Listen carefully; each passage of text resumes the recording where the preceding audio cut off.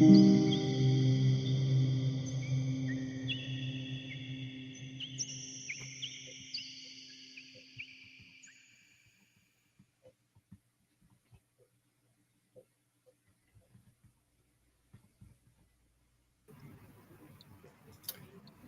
everyone. Hello. Welcome to Within the Cauldron, Men in the Craft.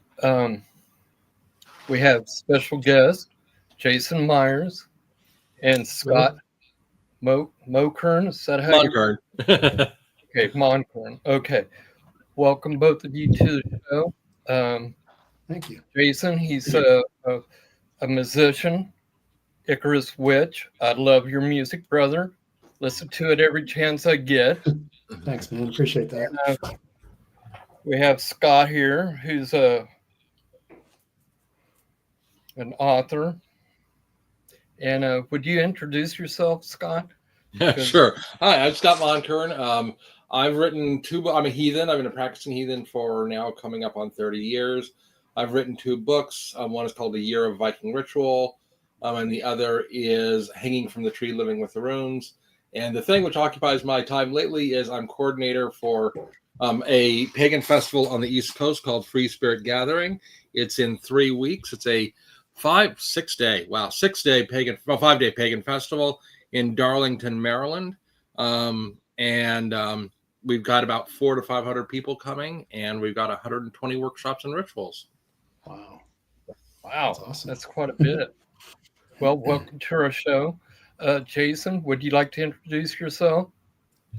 Yeah, as you mentioned, I probably am most well known for being the founder and bassist for a pagan band called Icarus Witch, and practicing witch since the 80s, and currently part of the Cabot tradition. I'm a second-degree priest in the Cabot tradition of witchcraft, and but I'm just an eternal student of all paths, and I just love learning nonstop and getting a vibe for what everybody's into. And I don't know, it's been a great adventure for several decades. So I'm happy to be here with you guys. Yeah, thank you all for joining us. Nico, you got anything you want to say, or I think everybody knows you. Yeah.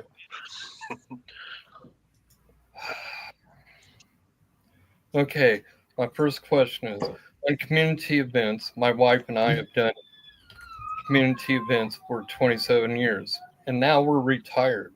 What are your thoughts on the community and what you see coming forward to the pagan traditions? Any thoughts on that? I was going to say, Scott should start. You got this community. So I haven't quite retired. I'm getting close. I'm 50. I'm coming up on 59. So I'm not quite at retirement, but I'm getting close. It's interesting because at least on the East Coast, prior to COVID, the community was really kind of diversifying. We found that festivals in particular, attendance was going down. For a variety of different reasons, festivals were getting less and less people, and it wasn't just the festivals that I wasn't working at the time, but Free Spirit Gathering was going down. But in general, festival attendance was going down. And then COVID hit us, and that's really radically changed community. And it's interesting because you think, well, with COVID and all the health issues surrounding around COVID, that people would like hide away and everything and not want to get out. But what we found is when we came out of the cage of COVID, that people were screaming to have gathering and to build community. So it's interesting that I think the age of COVID has actually done a couple of things. I think in-person community has really had a resurgence as a result of that. But I also think, and it's kind of interesting, as we go to the opposite side, is said during the age of COVID, people got online and reached out, and we no longer considered community just kind of our local band of people, our local coven, or our local kindred, or our local meetup group. So we've kind of had it go two directions at once.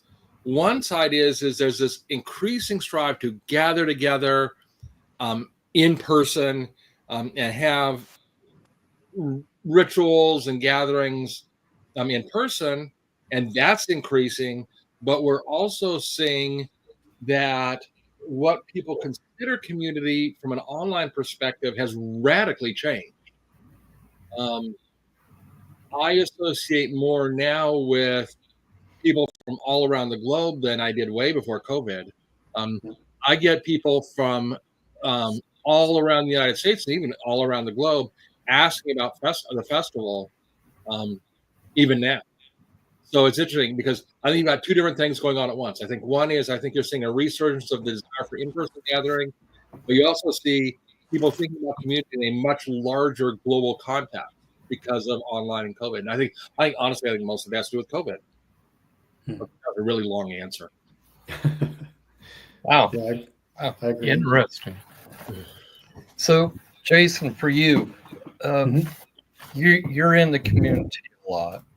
Being a musician, do you see the numbers going up as far as like your concerts and stuff like that? Do you see pagans coming out to your guys' show?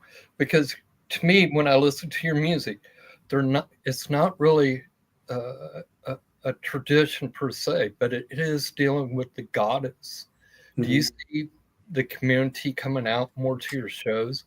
Because you sing to a diverse group of pagans, and it just ain't witches, it's a lot of like druids, heathens, the odds are true that, so many different traditions. Do you find that your shows are growing because of the way that your lyrics are within your music?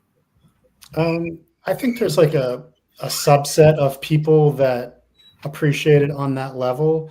And then there's just people that are just generally into our style of music that, not everybody even pays attention to lyrics, if I'm being honest, so there's folks that are just into traditional metal. And then there are people that know about us because of the pagan element.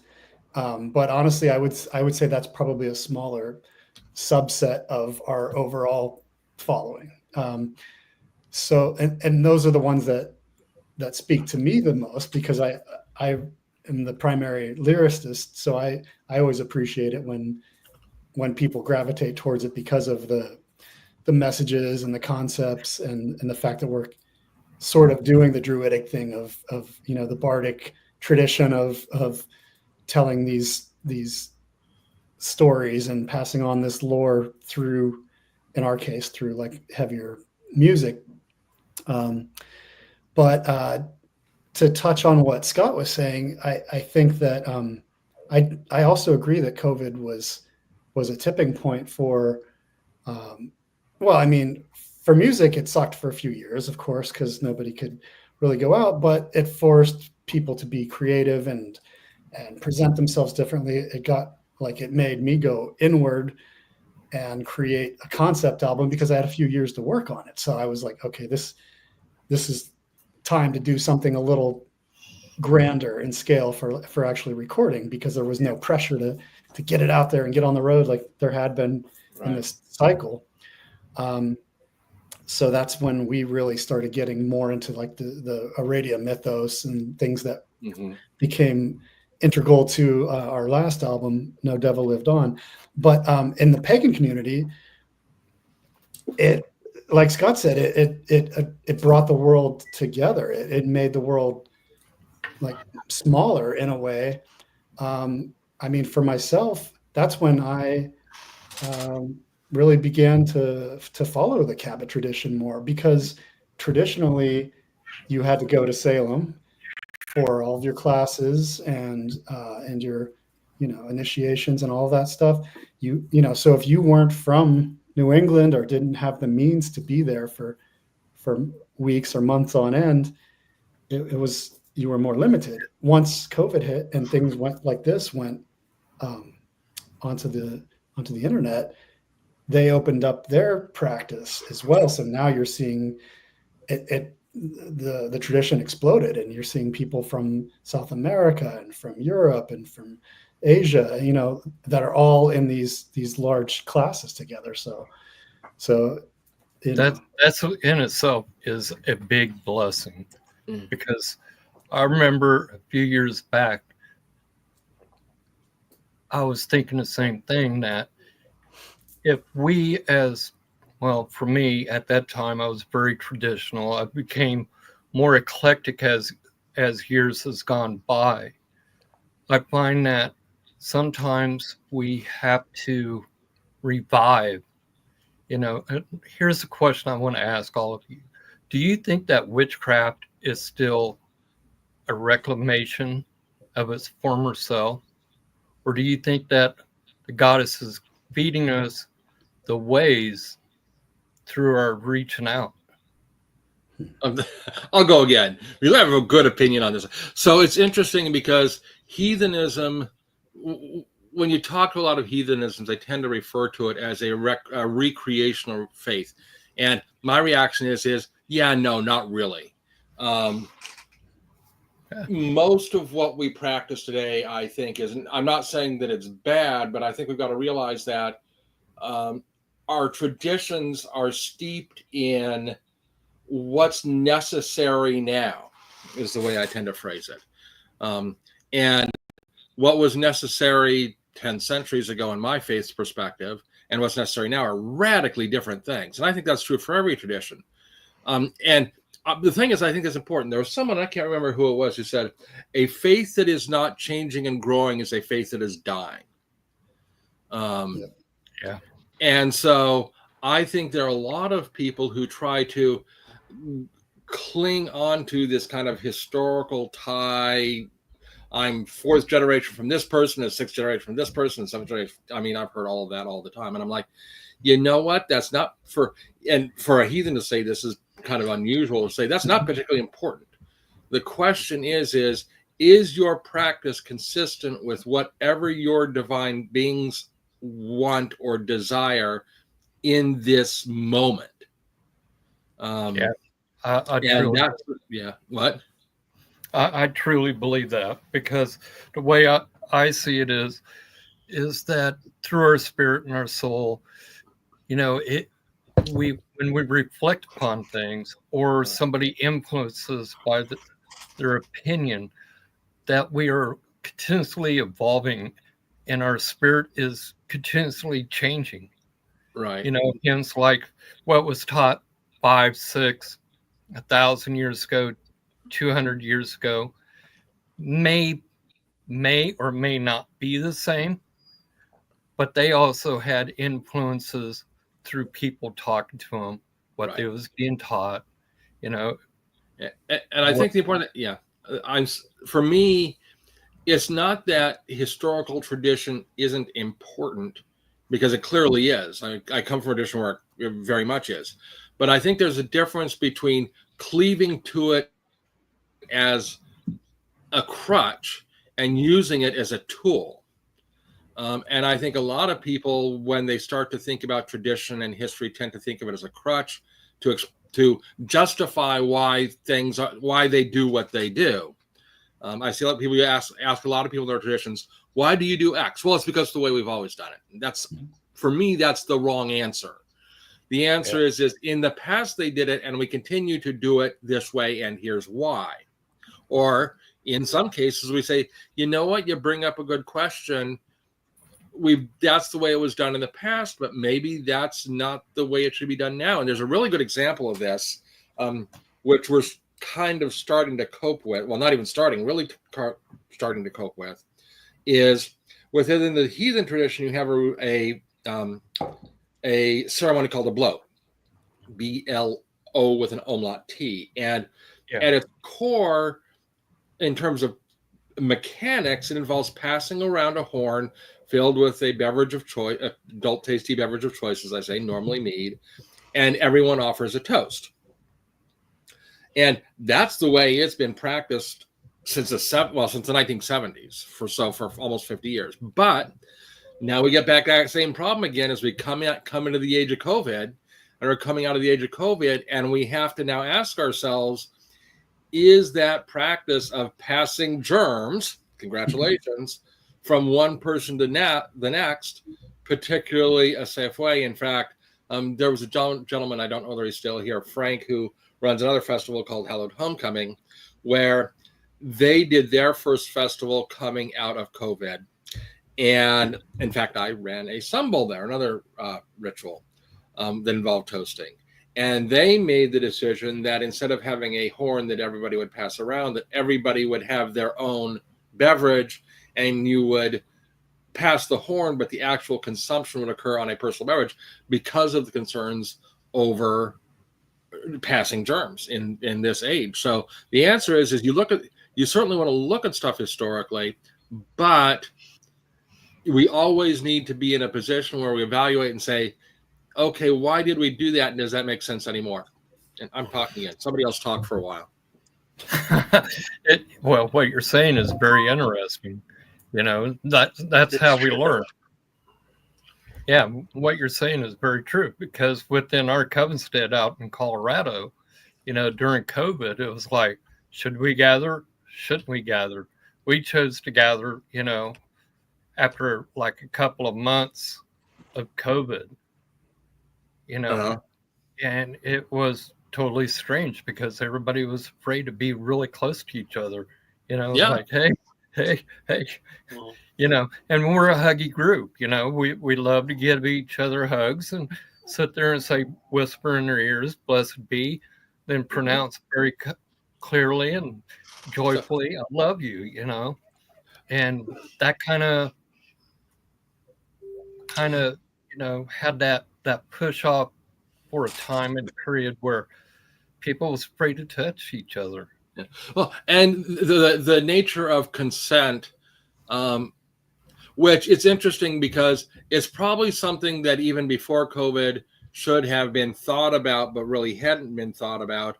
But with COVID and health concerns, the nature of consent with respect to contact is now obviously a very big thing. I mean, prior to COVID, you would think of nothing of going up and hugging to someone, even if you didn't know them.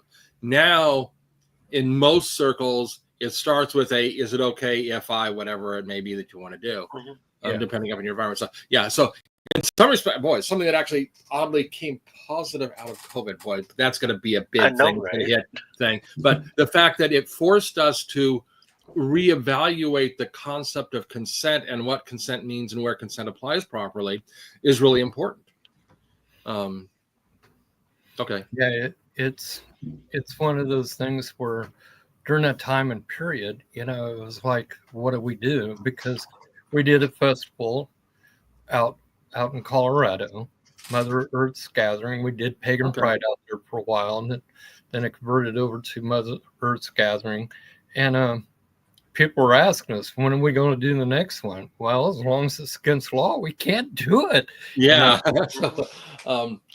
I grew up in Boulder, Colorado, by the way, and used to go to Dragon Fest in Colorado all the time. But what made me think about that is this is not a pagan thing that happened, but when COVID just started coming over, as I said, COVID coming over the transom, which, by the way, was over a Columbus Day weekend. I happen to know that. I was scheduled to help run a 5,000 person gaming festival. As COVID was hitting, the festival was to hit on Friday morning, and on Thursday afternoon, the governor came down and said no groups of more than 250 people. You're talking about illegal stuff. It's like something like I said, this isn't even a choice anymore. We have to cancel. On the morning of the event, we had to cancel. It was pretty awful in a lot of ways. Jason, what are your thoughts on covens? Do you like belonging to a coven, or do you like your solitary life more, or what is your feelings? I like the concept of covens. I'm not currently in one. I've been in them in the past. I've led covens in the past. I think for most of my practicing years, I've been some solitaire or some hybrid version, and I think that's another reason that I felt drawn to the Cabot tradition, is because it feels you sort of get the best of both worlds, because it's not a coven-based tradition, yet when the Sabbats occur, we gather both in person in Salem, large gatherings, and online. We do streaming as well, and there's a huge like infrastructure, like a network of people. So you have the benefit, that community of a coven. Like you can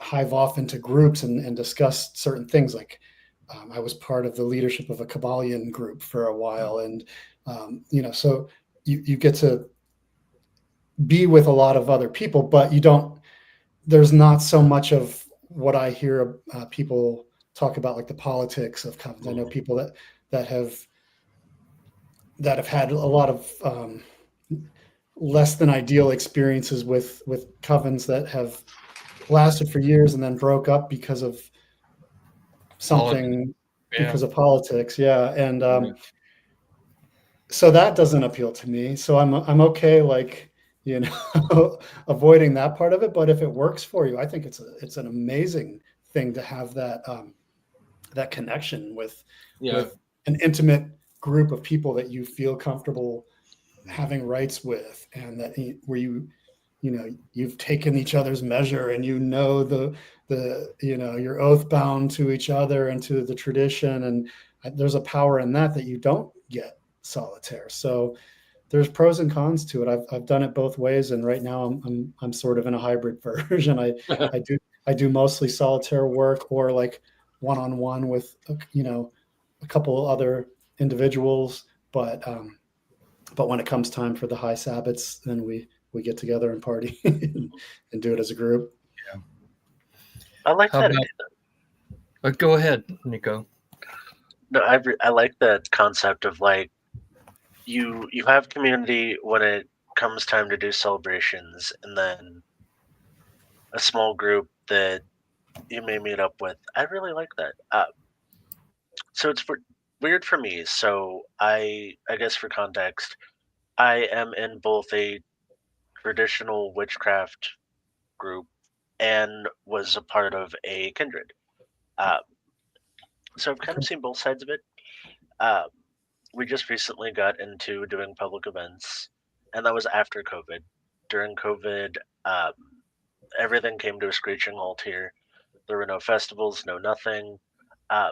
But there was an insurgence of groups going on to, like, Discord and video calls and things like that, and it was thriving. And it actually helped me dive back into my practice.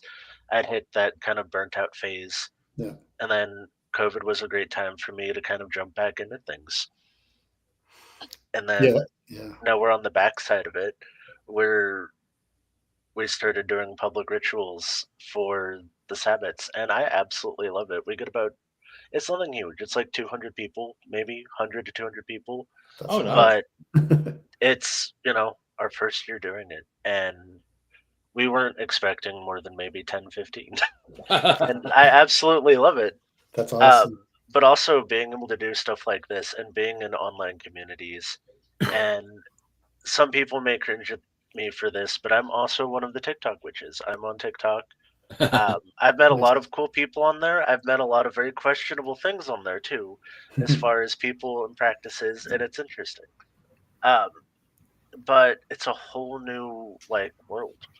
And then even within our coven stuff, we're pretty much digitizing and opening our coven materials. Oh, nice. Which is something that we hadn't done before, but it's so much easier with platforms like this to move things digital and then, like, expand. Yeah. I think one of the, other than the kind of traditional stuff we think about, and again, I've never been a member of a kindred. I have run a huge number of working groups and a huge number of non-kindred related heathen groups. Kindred has a lot of weight with it in the heathen community. There's a lot of bags associated with it, which I'm not particularly fond of. But I think for any of those types of groups that you're talking about, one of the big advantages to them is sharing workload. A lot of the stuff that we do takes a lot of work. Running a festival takes a lot of work, or running a public ritual takes a lot of work. Yeah. If you're a solo practitioner saying, you know what, I decide I want to do this. And I almost did that. Prior to COVID, someone had come to me and said, we really need to have a diviners conference, a conference about people who do tarot, runes, I Ching. And I started the process of trying to ramp that up by myself because there weren't a lot of people that wanted to help. It was an enormous amount of work to get started. COVID hit, and obviously it exploded. But yeah, I think the idea, in addition to just the idea of having your own kind of insular group, whether it be Coven, Kindred, Grove, whatever you want to call it, having the ability to share workload is a pretty huge thing. Yeah. Also, accountability, I think, is a great part as a coven or a group. Whereas with solitaire, you could miss 3 full moons in a row and just be like, well, I'll catch the next one. But if you have people that are counting on you or that are reminding you, it accentuates your practice. I think it accelerates because. And I have a personal practice, and we have coven practice, and. Absolutely, you're right. Where it's like try to schedule 15 people to meet up in person when full-time jobs, and you're like, okay, well the Sabbath's this day, and then okay, what's the closest weekend to that? Does that work for everybody? Do we need to bump up a week or go before or after? Yep. The full moon's here. We have a 3 to 7 day window. When are we gonna do the? So. I will tell you that tangentially related, there have been a couple of people have come to me and talked to me about the issue of, I want to do X, whatever that X thing is, and I want a bunch of people to come. How do I pick a date? And I said, the answer is simple. Pick a date and announce it. Yeah. As far in advance as possible, too. Don't try to negotiate over dates. Whoever's running whatever it is picks the date, and that's the date. Because if you start getting the debate of should it be this weekend or that weekend, all you'll do is engage in endless debate of when it should be, and you'll never actually have it happen. Yeah, absolutely. Chris will be back. Yeah, take the dog out. She's his dog. She likes him to take her out, not me. So, but I do have a question for you guys. So far, I like what you guys are saying, talking about. It's awesome. But what are your thoughts about how men are portrayed in the craft?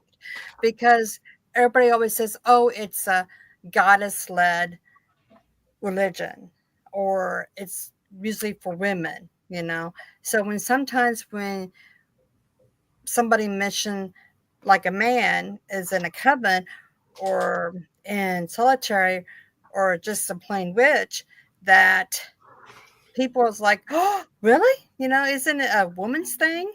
So how would you guys, your thoughts on it? What is your thoughts on it? I mean, personally, I'm always surprised when I hear that still. I guess just because I've been a male in the tradition, in the craft for so long that it doesn't always occur to me that from an outsider's perspective that it might be seen as a woman's tradition. And there are a lot of other men in my tradition anyway. So I don't know. I would just try to use that as an educational moment and let people know that it's more about regaining balance, in my opinion. I think a lot of men, myself included, I was more of a boy when I started, I was very young, but I was drawn to the fact that it wasn't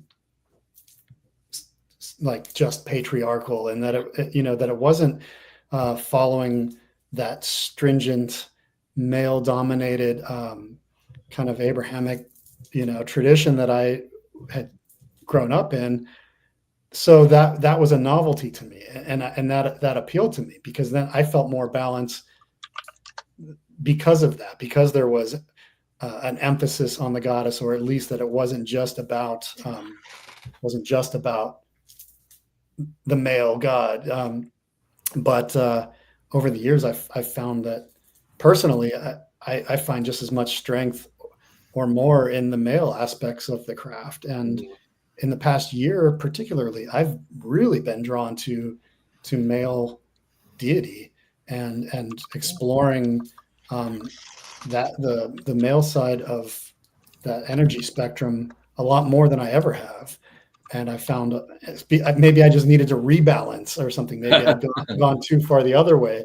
And I'm finding a lot of strength in this. And I feel like you can find almost every element that you need within the various male deities. But there's always going to be that, if you want to get down to creation, or the fertility aspect of it, which a lot of pagans are kind of derived from, that's where you need the balance. Obviously, that's where you need the goddess.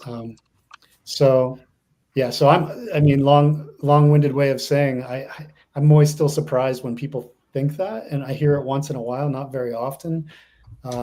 So I would just use that as a teaching moment to say, no, it's really, for me anyway, it's really more about balance, and it's about finding, getting in touch with both sides of your own internal spectrum, through deity work or what have you. I'm going to come from a really interesting and weird perspective, because that's my life. Heathenism as a practice separates out religion and faith from magic. There are two radically different paths, which is different from other, what I call British traditional Wicca tradition practices. What's interestingly is, historically, not ancient historically, but modern timeline historically, religious-based practices have been dominated by men, while the magical practices have classically been dominated by women. And I think that's still something we largely wrestle with, the whole tradition wrestles with and is trying to resolve today. Like within Scythe, the Scythe group that I'm in is 80% women.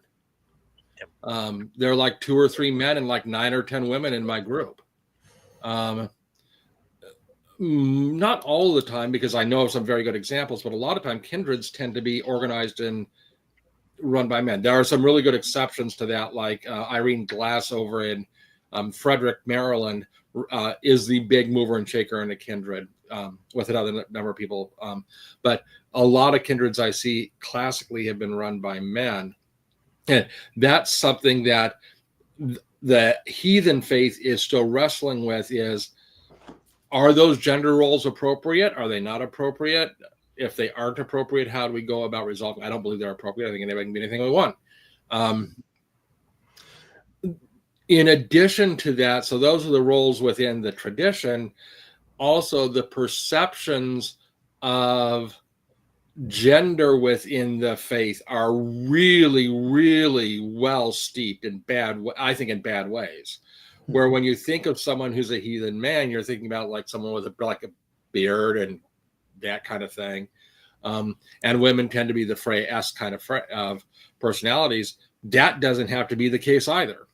So I think from the heathen traditions, they're wrestling with it, but they're really cognizant of this wrestling as well, as opposed to other traditions that are not really wrestling with it and kind of ignoring these gender duality issues. Heathenism has them right in the face and dealing with on an ongoing basis, and it's really tough. Yeah. There's a question from Dortho in the window. Yep. How would we balance and control modern healthy masculinity with the standards and expectations that come from the traditions we practice? That is a really hard question because we're taught so much about the femininity of our traditions, whereas a lot of us men who go through the 3 initiations, we kind of get lost within that. How would I do it? I would do a lot of sun rituals. Also, I would take reverence in hunting. I'm not saying going out and taking a rifle and shooting an animal, but we have to remember that we are men. We're supposed to provide food.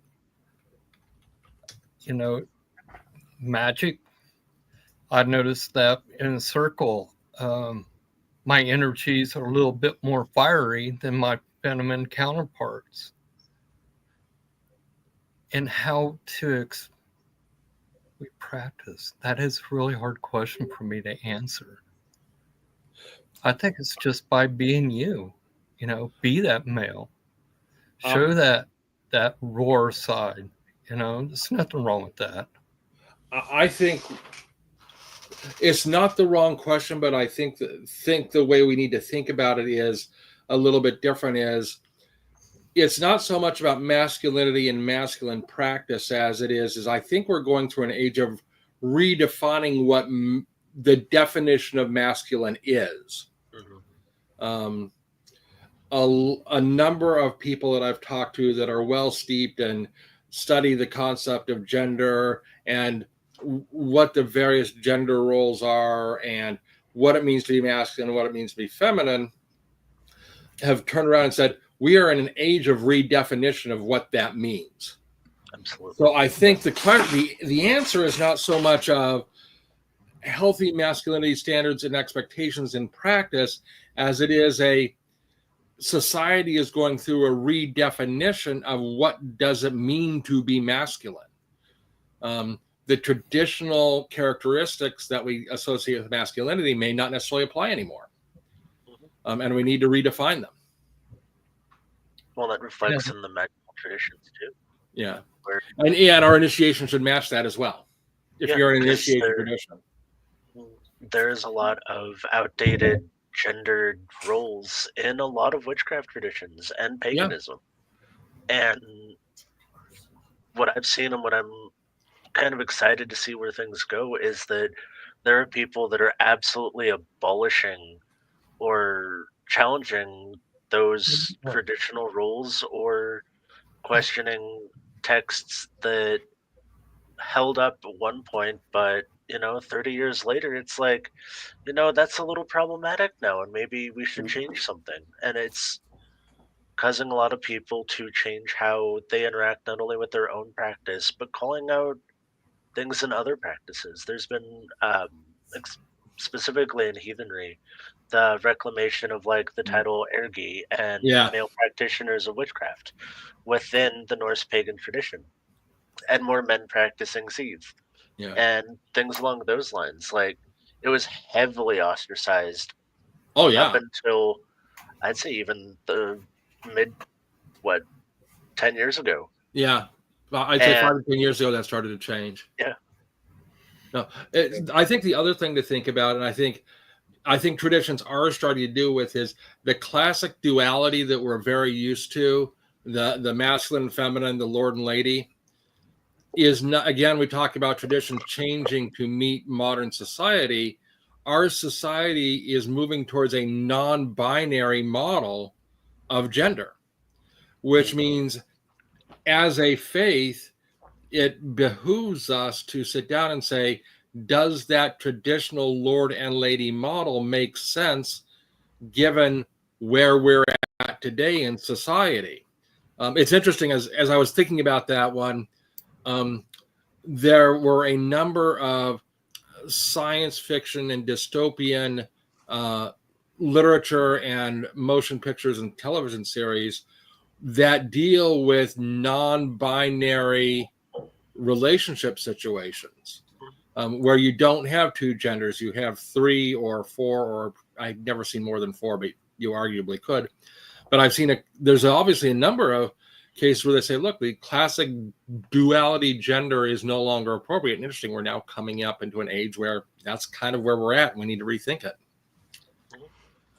Yeah, I think, and that's part of we see a resurgence in a lot of ambiguous deities. I think that's part of the reason that there's such a huge drive for Lokianism in Norse paganism, because Loki's classically defined as the shapeshifter gender bender, and which a lot of traditional Norse pagans absolutely hate Loki being venerated due to his traitor status, but there's a cult following of people that really like the undertones of the gender expression within that. Yeah. Yeah. To me, I just look at it this way. I was never taught the masculine side of the craft. I had to learn it on my own. Do I resent any of that not being taught to me? No, because what I did was I looked at who was God, what is God, what role does he play within our tradition. But also on the eclectic scale, I had to really look, and I saw him there. If you're masculine, God is within you. If you're feminine, God is within you. This is, and vice versa. God is also within you too. So there is a non-binary there already. I think for a lot of us, it's recognizing what is within us and what archetype do we fall in as individuals, as solitaries. I might be wrong on that, but that's the way I've always seen it. Is that the goddess is within me. You need me to step into a high priestess part, I can do that. If you need me to step into a godship part of ritual, I can do that. I've always recognized the God within me and the goddess within me. So when people start, chiming off about, being this or that, whether it's dealing with sex, identity, or where you stand within a coven, it's not that big of a deal. It's just accepting who you are, what your solitary beliefs are, because believe me, even being within a coven or covens, diversity, we have to be binary in ourselves to coexist within the spiritual paths that we do. And a lot of times people get into that conflict, of where they stand at. And to me, it's all mental, your state of mind and recognizing who you are as an individual spiritually. That divine light is not, what would you say, it does not define itself as male or female. The divine doesn't. It's just like if Nicho was a brown-skinned brother, does God or goddess define the skin color with his spirit? No, because our spirits are one and the same, because we are part of the divine. And that's the way I see sex within the community. Who knows? Next life, I might be born a female. So is there going to be a sex alignment? No. As far as what I'm seeing is that we have to be patient with each other as far as what is masculinity within the craft. We're still evolving because of the burning times. But then again, if we really look at it, I've had some very, very magical moments within my craft life throughout it. And is it defined by me being a male? No. It's because I believed. Well, we have to evolve like we had talked about before. being stuck in the past is a sure way for any faith to stagnate and wither, I believe. So as society evolves, it's natural that traditions will evolve alongside it. Like Exactly. in like the Cabot tradition, for example, even within the priesthood, they've got, you can be a priest, a priestess, or a priest X.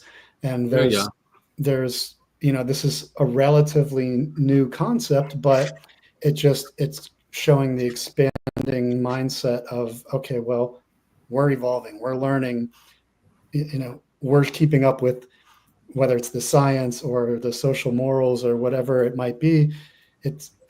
I love the fact that I can be part of something that forces me to rethink things on a regular basis.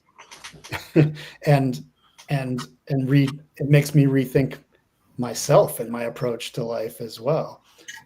And sometimes growth like that is difficult when your life view is like all of a sudden shaken up like by something that you're not used to or that you didn't grow up with. It's weird. Like you sometimes go into like your battle positions or something, ready to defend your old way, and when you can get rid of that, That means that you're transforming and you're transcending within your spirit. And I think that's important for all of us, especially men. We cannot look at our brothers and sisters within the craft, whether because they're transgender or, you know, they're part of the LGBTQ.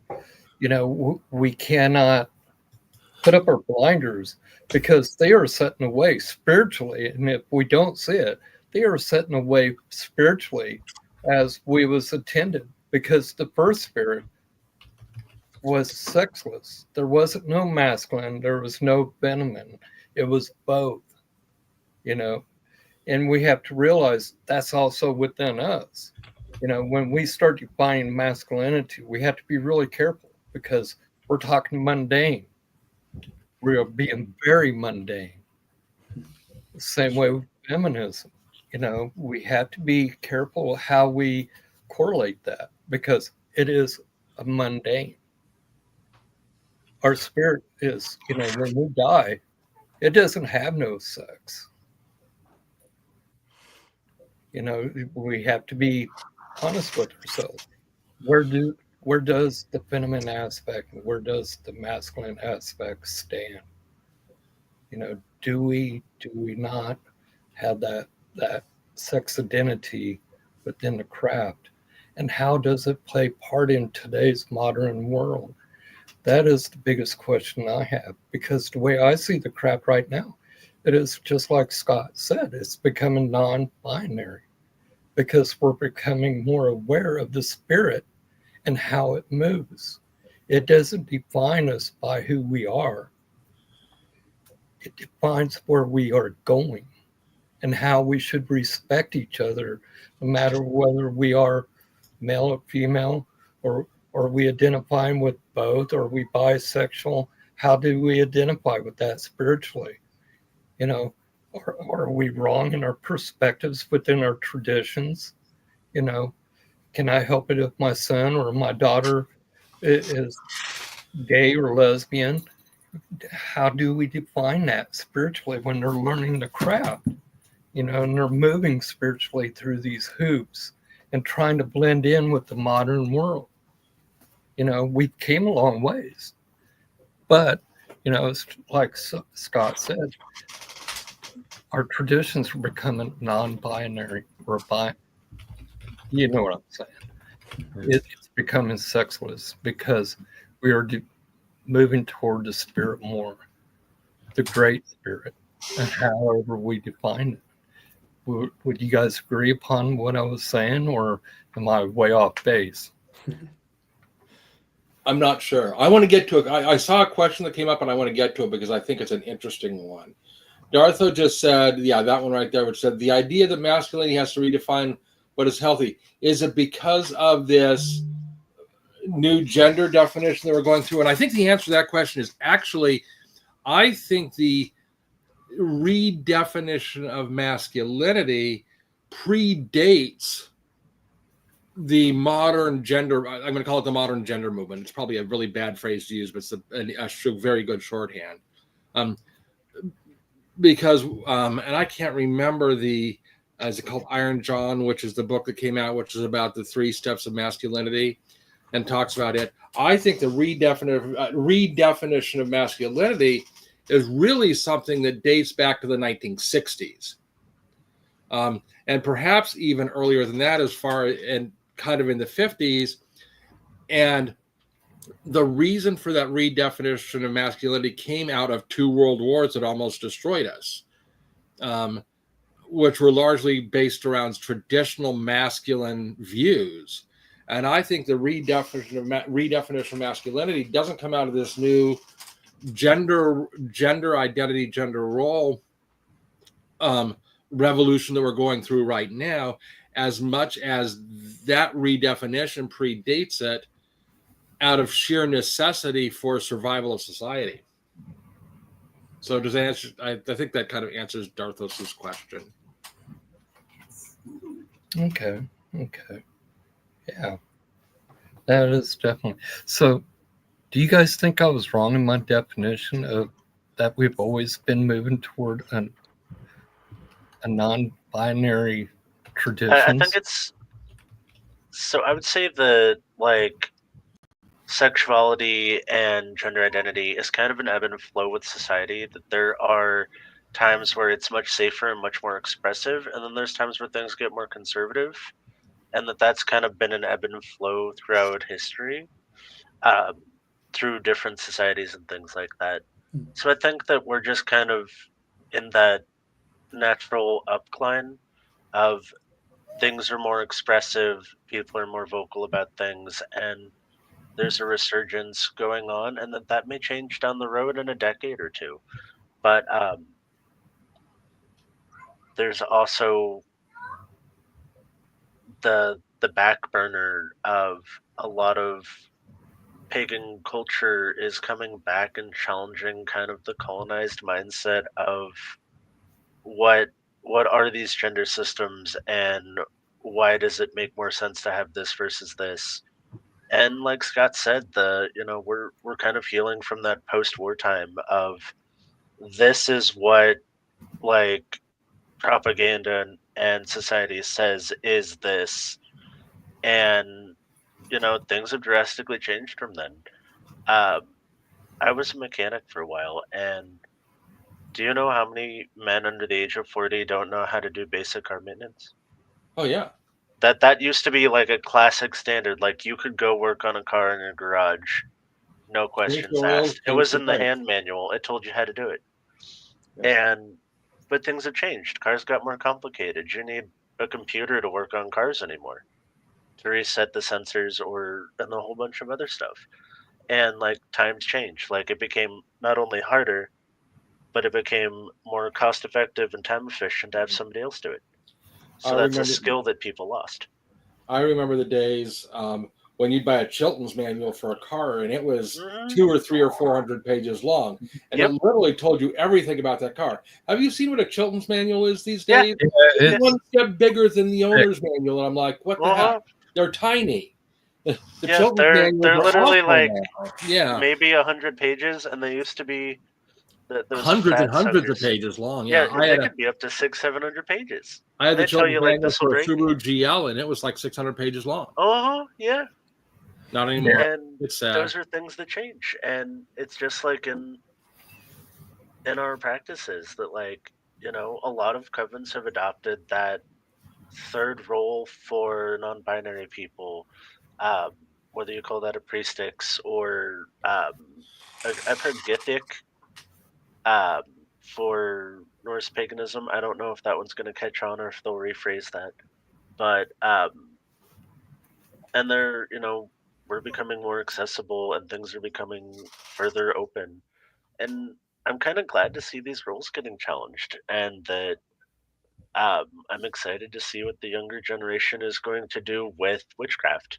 Yeah. Because the witchcraft I was taught isn't the witchcraft that I do, and the Absolutely. witchcraft that I teach people won't be the witchcraft that they practice. And masculinity, by the way, is not the only side of this where there are challenges going on. Yeah, And the example I use is, how many people do you know where the female member of the couple is the primary cook in the family now?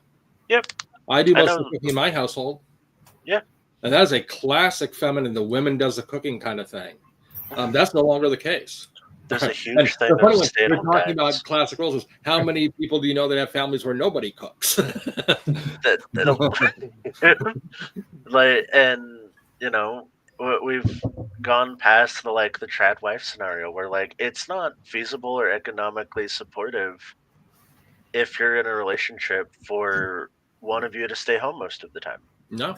And if a couple has somebody that does make enough money to support that, it's not always the husband. Right. And I know plenty of stay-at-home dads that stay home, take care of the kids, cook. And my brother is the full-time cook and the breadwinner in their household. So am I. He's got 7 kids. Oh, we have and none.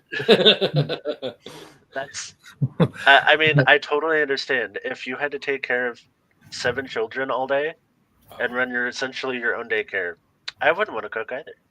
Yeah. I don't blame her. So, what kind of energy work do you guys like doing? For me, I like a lot of moon magic. I love manipulating the energies from the moon. How about you guys? What kind of energy work do you guys like doing? Solar, lunar, elemental. I'm in 2 forms of Reiki. I love healing modalities. I think they're very interesting. That's cool. Since you do healing modalities, have you seen the Runewalder stuff by? Yes. I love the Runewalder stuff. I teach it every so often. It's very weird, and it's something I refer when you talk about stuff that has no basis in tradition. There's no tradition for that at all, other than the modern context. Rodney Cox is the guy's name. Yeah, it's a but really it's so cool. But it is so cool. For those that don't know what it is, Runewalder is a healing modality, and it's not just a healing modality, it's got other components to it as well, but most people use it as a healing modality where you use runes as a way to color and channel energy for healing purposes, and I'll say other stuff as well, and I'll just leave it at that. But it's primarily used in a healing context. When you said Reiki, I said, here's a heathen who knows about Reiki. He's got to be doing Runewalder somewhere. Yep. We all do. So energy work, the kind of stuff I do is I always laugh at people and I say, you know what? I'm inherently at heart a necromancer. I do Scythe work. Most of the stuff that I do is dealing with the dead. I'm not as steeped in necromancy as someone like Martellus is, who's really heavily into it. But most of the magical practice that I do tends to do with either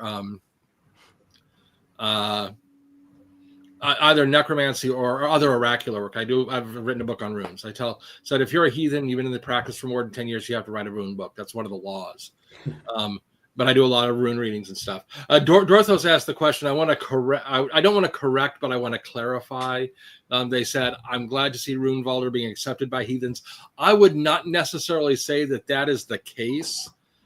I think there are some heathens that are beginning to embrace it, and certainly more than they have in the past. But I would still say within the traditional heathen community, which I'm not sure anybody here represents that particular corner of that faith, are still pretty skeptical of it. And they have every reason, and I'm going to say they have every reason to be skeptical as well, because it's completely based upon someone's unverified personal analysis and their own perceptions. But yeah, there are heathens that are trying to accept it. And I teach it. I've taught it a half a dozen times now. But that's a hard thing in general. Try to get the heathens to do witchcraft at all, or any energy work. They're religiously pagan, and some of them full stop after that. Mm-hmm. Well, we talked about that division between faith and magic. Mhm. And it is so people don't get how radically broken apart that is within heathenism. They're almost two completely different groups. Oh yeah, absolutely. I've had people try to ostracize me from spaces who were like hardcore traditional heathens because I was a man who practiced Seether and like Trolldom, which is a folk magic practice. Yeah. And they're like, that's that's not something you should That's be women's doing. work. Why are you doing that? Yeah. That's women's work, yes. So how about you, Jason? What kind of energy work do you do? Well, one of the things that that we do in Cabra tradition is go into alpha state before we do any kind of psychic work or spell work. And the technique that Lori teaches is it's called the crystal countdown, where you Yes. count, you see the numbers corresponding to colors, right? I sort of take that to another level and kind of combine it with chakra work. So like I'm going up through like the 7 chakras, the primary chakras, each one with I'm envisioning, like, for example, like root would be 7, would be red, and so on up. And I find that by the time I get through that sequence, I'm ready. Like my eyes open, and I can way more easily get into like a psychic mindset for things like tarot or spell casting and things like that. So I guess that's like a little infusion of Eastern, maybe you could say, mysticism or practice. I also do yoga before most rituals. That's just a personal thing. That's not a Cabot thing necessarily. So I would say that's a form of energy work. And then when it comes time to actually, like, casting circles and casting spells, I mean, that's sort of the pinnacle of energy work within our craft, is raising that power in whichever way you do it, and setting your intention and sending it forth into the cosmos to do your bidding. Like that's all. That's the way I do it, and people get lost on it. A lot of people don't realize how easy it is to center and ground and to set your energies into motion. And I boast a lot about how the Cabots steered me to a more healing of my spirit. Yeah. And that's how I did it, was doing a crystal countdown, but also incorporating the chakras, because that's what you're doing. And a lot of people, they get lost on it. It's like, how do you do this? Well, my answer to that would be do it at practice. I mean, magic is a practice, so practice every day. I start pretty much every morning by doing yoga and a crystal countdown to get into alpha state before I pick up, before I'm scrolling the news or any of that stuff. Like, I want to get right with myself. So it, like any form of meditation or mindfulness practice, you do it. You never like master mindfulness. It's a practice. Like magic. Yeah. Well, to me, it's one of those things that when you do a practice and you start using energies, for me, the crystal countdown helped me find harmony within myself. It did, because I was grounding, and it gave me a way to channel away, to put it into perspective, to get rid of my shadows. Shadows throughout life, it's always going to be there. But it took that anger, that warrior, that the U.S. Army put into me. It helped me channel that away so that I could become a better person today. If you would ask me, hey, Chris, are you going to do a podcast? I'd look at you and said, hell no. I ain't going to do no podcast. I don't got nothing to say, or I was very rude when I was younger because the warrior mindset. I had to stand strong. I had to be strong. I couldn't show weakness in any kind of way. So for me, learning the craft didn't make me weak, or learning the crystal countdown, or how to center and ground, and how to take that and manipulate it into using energies that would take me to the other place. It helped me realize that it wasn't weak. It made me stronger mentally. Yeah. You know, It makes you still. I mean, Yeah. that's the mindset I think that benefits most from it. Like, I don't just use it for, connecting with spirit guides. I've used it for stopping a panic attack, or, like calming down from anxiety, or, when you have these, when it's so second nature to practice things like, like breathing and like light work and things like that. When you do it every day, when you don't need it, then the theory is that when you do need it, it's already there, and you just kind of go into that mode, and that's when it really comes in handy for things like that, where you might be spiraling or something, and you can focus on your breath because you've practiced it so many times that it's second nature. I think that's practical magic that we can all use, regardless of what faith you have. Ways to ground and center and become more calm and less less carried away by thoughts and things like that. Yeah. For me, it's the crystal countdown and learning the Eastern ways made it easier for me to, when I step into circle and it's time to cast, those energies were already available to me. It's like I tell people, we are magic. We do magic on a constant. We just don't realize it. But what the crystal countdown did, it gave me a way to express myself. My magic became more powerful because I was already at that one space where I didn't have to sit there, and if things were chaotic around me, there wasn't no hesitance to be able to cast a circle, to do the magics that I need to do at the time, whether it was healing or candle magic, to manipulate the energies for an end result that I desired or somebody else desired. So, the crystal countdown is a very good form of magic, and it always has been for me.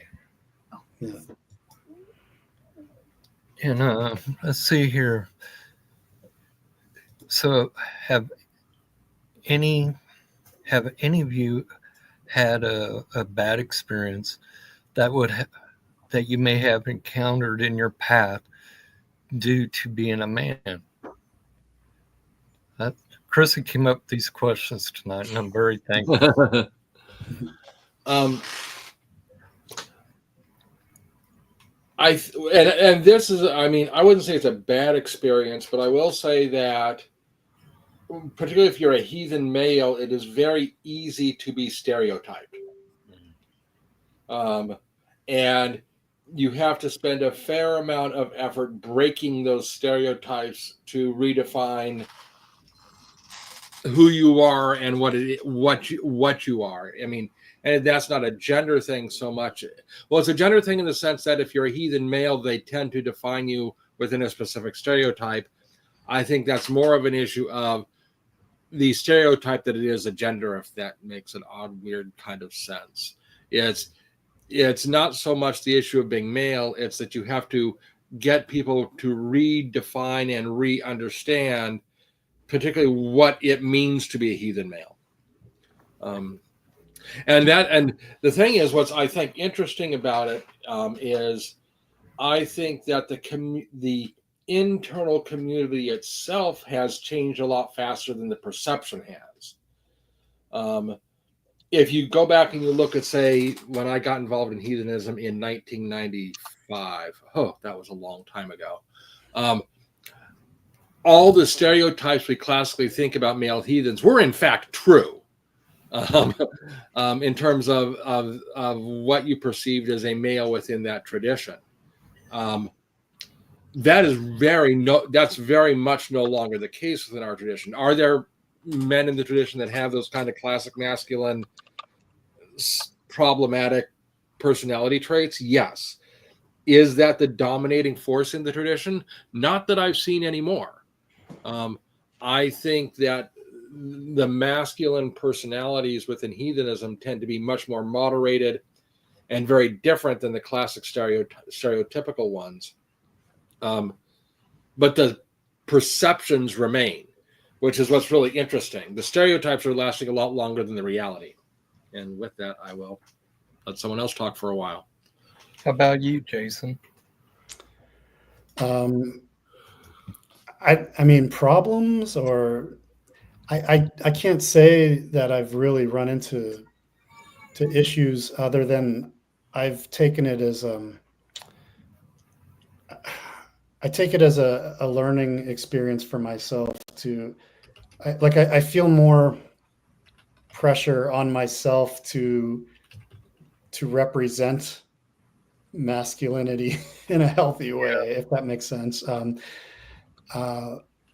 Because most of the traditions that I've been involved in have been more matriarchal. I mean, even the Cabot tradition, that it's led by Laurie Cabot. And so I take that as an opportunity to listen, to learn, and to be respectful, and just present what I'm capable of as a man. Just I mean, I think it just comes down to being a good person, regardless of what craft you're in or what tradition you're in. But I think when there's more of maybe a microscope on it when you're a man in a predominantly women or ran coven or structure. It's just an opportunity to show strength from compassion and understanding, and I put more pressure on myself to ensure that I am representing men in a positive way. I feel like I'm sort of like digging myself into a hole by saying this, but I guess that's sort of what I'm getting at, is like when there's less men in a room, you're humbled, and it's a learning experience, and you absorb what the women and the non-masculine people are bringing towards the table, if that makes any sense. So I don't know. I just feel I don't feel like I've run into problems necessarily. I just feel like I just feel like there's more pressure to make sure that you're holding up your end of the bargain by bringing in a healthy masculinity, and being honest with yourself if there are parts of your own masculinity that need some work. It shows, and what better way to work on that than within your spiritual practice. What about you, Nicho? I think that. Wait, what was the question again? I completely goldfish. Sorry. You must have been thinking of something else. Have you had any bad experiences that you may have encountered in your path due to being a man? So outside of like some issues with traditional heathenry and the issues that they're still working through, I think the main thing is that people. I still run into the stereotype that if somebody takes on the title of witch, that they must be a woman. And I get that a lot on online presences. where if I don't necessarily use a picture of my glorious spirited face, that people will often immediately assume that I'm a woman. And part of that, I think, is that, if you're not using a picture of your face or like making that known, that they can assume whatever they want. But also, there's still a large amount of people that view um, witches as a whole as a very gendered term. And I still see people trying to use the term like warlock, which in most witchcraft traditions is not a used term. Right. As well as wizard. I've had people try to call me a wizard, and it's like, no, witch is gender neutral. Like, you can call me a sorcerer if you really please, but like, the people are hung up on the terms, and that I've had people flat out say that because I'm a man, that there's no way that I can practice witchcraft. Like, I am incapable of performing magic, and I'm sitting there like with my head cocked, like, what have I been doing for the last 20 years? What's interesting about that is within heathenism, there are actually specific terms, and they're commonly accepted terms for male and female magical practitioners. You have Seith Kona and Seith Mather. One is Seith Kona is female and Seith Mather is male. Yep. And we have other terms too, like Trollconster and Trollkona, which would be the Trolldom equivalent. Right. But they're absolutely, and there's connotations that come with those, because you may be expected to have a specialty that falls in line with those titles. Yeah. And how things are done differently within, like, what may be a classical gendered role in a witchcraft tradition. Yeah. And those may change. I was going to say, I think part of what's surprising to me about folks still questioning whether a man can be a witch is, like, at least from like the British lineage, it's been male heavy. Right. I mean, immediately I think, okay, well, do you know of a guy named Joe Gardner? Yeah. Or Alexanders, or Raymond Buckland, or Paul Husson, or Mohnkern, Crowley. Yeah, Tubal Cain. Like, it's almost like it's almost patriarchal when you say it all like that. Yeah, there's more, like, quote unquote founders of witchcraft that were male than there were female at the time. And that's also interesting, is that, but during the time there's a suppression of women's voices. Yeah. So true. Women weren't writing books, or if they did, they were using a male moniker. And it wasn't until later that became more acceptable, where we had like Doreen Valiente and things like that, and moving forward. And even there's still some sexism within publishing books. There are still female authors that will take a ambiguous moniker to publish under, because as a female author, they're getting pushback. But if they publish under a moniker, they're fine, which is also interesting. Yeah, that's wild. I've only had really a couple of bad experiences being a male.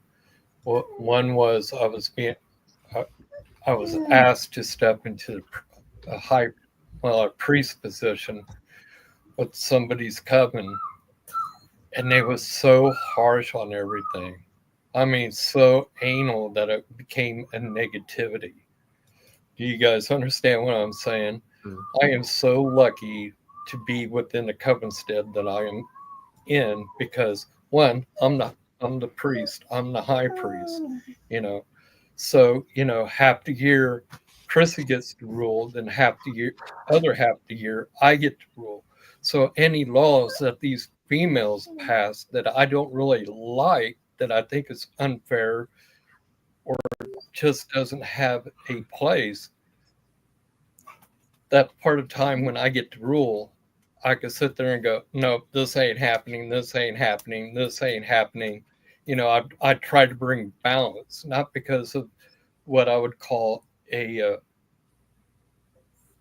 belittling them or telling them that they're wrong. I just want balance and fairness within the circle. so that whoever enters our circle, it is in perfect love and perfect trust, and that there is a balance within our coven. And as far as really stepping outside the coven, yeah, I've had a few experiences where it was like, holy cow, I realized that you're a third initiate and that I should respect you. But how can I respect you when you're coming at me with such negativity? And that's when I usually take a respectful step back. I bless them, and I just scurry my butt right down the road as quick as it came. It's like, oh, I don't want no part of this negativity. And I'm that way nowadays. It's like the girls could be having a good debate about what is right and what is wrong within the Covenstead or within the cauldron. They'll go off on these things. We want to do this. We want to do that. And they'll start butting heads. And it's like, oh, time for me to walk away. I love you all, but, you guys sort this out. And it usually gets worked out in a good way. But, yeah, I've seen people, and especially men, who, doesn't try to bring that balance, and we should, because my job within the covenant is to make sure that there is absolute balance, that everything and everybody is being treated fair, that the new ones, the neophytes within the covenstead, or who's trying to get within the coven, that their lessons are real, they're genuine, and that what we are practicing is real witchcraft, that it does have meaning. And it's the same way with the podcast. We people within our podcast that has true words, whether it's male or female, that they practice a genuine craft. No make believers. Memorex went out back in the 80s. Yeah. Do you guys know what I'm talking about there? Yeah. Memorex, the old cassette tapes where, they would have these commercials. Is it real or is it not? And that's the way witchcraft should be, or any pagan path. It should be based upon truth. Whether it's feminine or masculine, there has to be a truth within our craft, within our spiritual path. So anybody got anything to add to that? Yeah. I think it's just a good chance to balance those energies within yourself, honestly. I mean, Yeah, it is. Because I personally, I believe, that it's that you have both of these energies within you. And I mean, if we're looking at ultimate deity, I would say it's genderless anyway. Like if the all, referred to as the all or the force, like when I'm getting into that level where it's beyond human comprehension, I'm not thinking of gender. I'm not thinking of sex or any of that stuff. I'm just thinking of like just pure energy at that point. So it becomes less important the higher up you go in terms of contacting and tapping into those sort of forces. But like just within my own personal makeup, I feel that being drawn to the craft at an early age was healthy for me because it made me see that it put the goddess on a higher or at least an equal platform with the god. And I think that changed my perspective on life. I think it showed me that I have both of those elements within me and that I should respect that energy equally where I see it not just within but without. So in that way, I think it's a very I think witchcraft can be a very positive way to align yourself and to make you a better, more rounded person, regardless of how you identify. Yeah. Witchmasters says we all find our own truth, and that's most important to me, because I could sit there and preach the Cabot way, or what the covenant of the blessed ladies truths are all day. But the bottom line in my solitary life is all based on truth. We have to follow our truth to the ends. And for a lot of us, it's finding a balance within ourselves so that we can live a happy life no matter what comes at us. And, to me, that's important. And Frank Stormcatcher writes that balance for its own sake can lead to stagnation. I also believe that we should have an imbalance come at us every once in a while so that we can see the truth.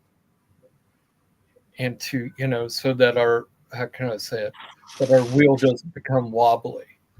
We have to find our balance. What do you think on that, Scott? Do you think that we're hitting the right roads? I think balance for its own sake is pretty problematic, and I'm not necessarily sure even that it is the responsibility of a group leader to create balance within a group. Particularly when we're talking about the times we're in now, with the politics we're in now, being in a state of imbalance is where we need to be. I think the nature of, if you're going to be a leader in a group, whatever that leadership role will be, is more about determining where that scale sits and getting the scale to tip that direction than it is to trying to create the scales to balance. Yeah. There are points of time where you want everybody angry. And in fact, in today's society, I would argue that's where we want to be. We want people pissed off. I want my people to be pissed off about things. If they're sitting there all happy, they're in the wrong place for me right now. So yeah, I tend to be of the kind of belief that the leader of a group is not so much about trying to create balance as trying to figure out where that balance needs to be and helping lead the group towards that balance, whatever it is. And it generally is never going to be perfectly balanced. There's going to be some weird tilt one direction or another. So what do you think, Nico? I think that without chaos, or let me start with without chaos, there is no growth. So there are times that you have to be imbalanced to continue to grow, and that ultimately, like the concept of staying within balance is about maintaining the balance between the spiritual or your spiritual life, your mundane life, and kind of everything else, and like having a good balance between everything. But what that looks like will change over time from person to person too. And that I don't like the concept of people saying that like this path has healed me. It's an ever-going process of healing, and that you're never truly done doing the work because you'll always encounter something new, whether that's like in contemporary terms like shadow work, or there will always be something new to work on. And that you're always healing and you're always working to progress to be a better person. But that doesn't mean that you can't provide healing for others, if that makes sense. That like through putting in the self-work, you're capable of guiding other people through the same trenches you just dragged out of. Yeah. Well, you guys, it's time for us to wrap up because we don't want the show going too long. Thank you, Jason. Thank you, Scott, so much. Jason, you coming out with new music? You coming out with any new music? We're working on it. Yes, we're working on a few things. Oh, I can't wait. I can't wait. Thank you all so much. Yeah, I was going to say, like, just to wrap up, like what you had talked about before, to bring it full circle, you'd mentioned, bringing the craft into modern times or to growth. That's what our last album was about. And as you probably know, No Devil Lived On is a modern retelling of the Aradia or Aradia mythos brought into the future instead of set, in